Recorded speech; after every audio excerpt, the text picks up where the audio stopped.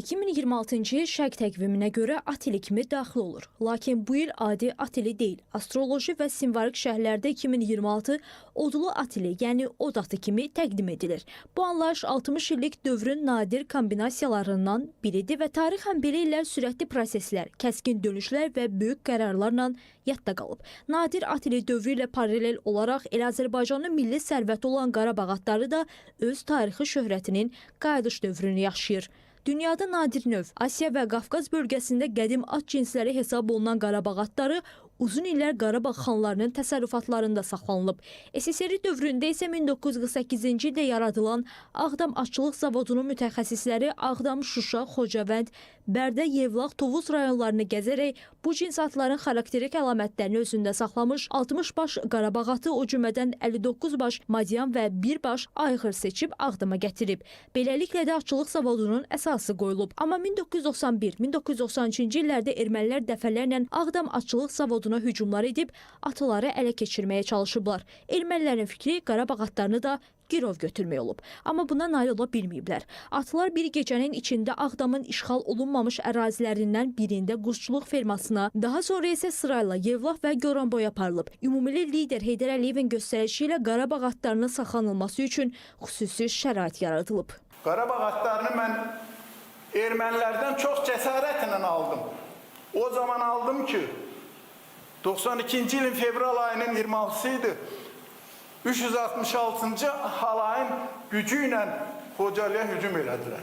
Hücum eləyəndə Xocalı çox pis günə saldılar. Orada mənim 15 nəfər yaxın qohumum şəhid oldu. 5 nəfər yaxın qohumum əsir düşdü. Bu ərəfədə onlar Qarabağ atını da özəlləşdirmək istəyirdilər, özününkiləşdirmək istəyirdilər. Onu əldə edə bilmədilər. Biz mərdliklə, qoçaqlıqla o atları gətirdik. İndiki bu Quzanlı kəndinin üç oğlanda toyuq ferması vardı. Yığdıq orada saxladıq. Sonra da onu götürdüm, öz gücümlə apardım Bakıya çıxardım.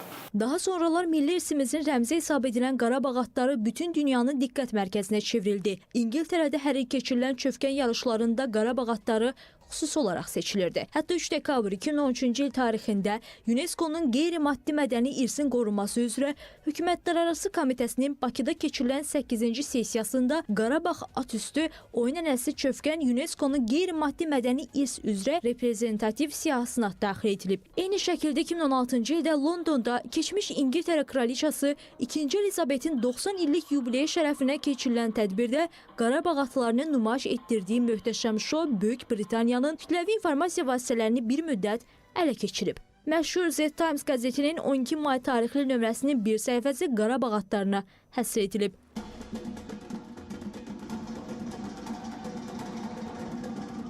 Qarabağ atlarının bütün dünyaya öz ecazkarlığını nümayiş etdirdiyi zamanlarda isə bir müddət əvvəl onları ələ keçirmək istəyən ermənilər tarixi torpaqlarımızda eşşək yarışları həyata keçirirdi. Bir sözlə, ermənilər özlərinə layiq idman növləri ilə məşğul olurdular.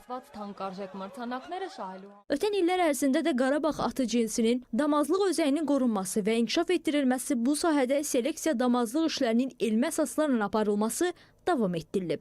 2018-ci ildə Prezident İlham Əliyev və 1-ci xanım Mehriban Əliyevanın iştirakı ilə Qarabağ Atçılıq kompleksi açılıb. Bu kompleks Kənd Təsərrüfatı Nazirliyinin Heyvandarlıq Elmi Tədqiqat İnstitutunun tərkibində yerləşir və Qarabağ atlarının qorunması, artırılması, onların genetik potensialının qorunması və beynəlxalq səviyyədə tanıdılması məqsədi daşıyır.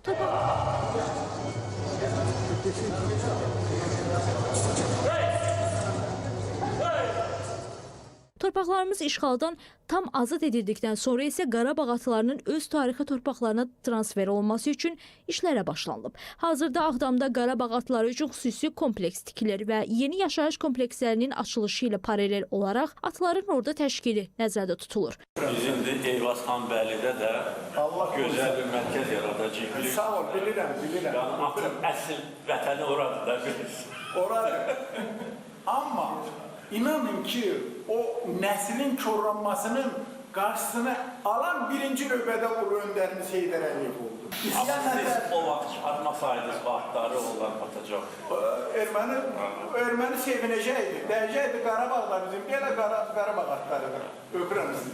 Son olaraq olaraq Prezident İlham Əliyev, birinci xanım Mehriban Əliyeva, qızları Leyla Əliyeva və Arzu Əliyeva dekabrın 29-da Bakı Ağşəhərdə olublar. Bakı Ağşəhər layihəsinin icraçı direktoru Ruslan Sadıqov dövlət başçısına və birinci xanıma burada icra olunan və həyata keçirilən işlər barədə məlumat verdi. Prezident İlham Əliyev, birinci xanım Mehriban Əliyeva və qızları ilk olaraq Qarabağ Atları heykəltaraşlıq kompleksi ilə tanış olublar. Vətən müharibəsindəki qələbəmizi həsr edilmiş və milli irsimizin rəmzi olan bu kompleks Qarabağ Atları meydanında ucaldılıb. Kompleksə Sultan, Ürək, Sereyin, Aypara, Şöhrət, Ötkən və İldırım adlı ümumilikdə 7 Qarabağ atının heykəli var. Bütün bunlar isə Azərbaycanın öz milli irsinə verdiyi dəyərin bariz nümunəsidir.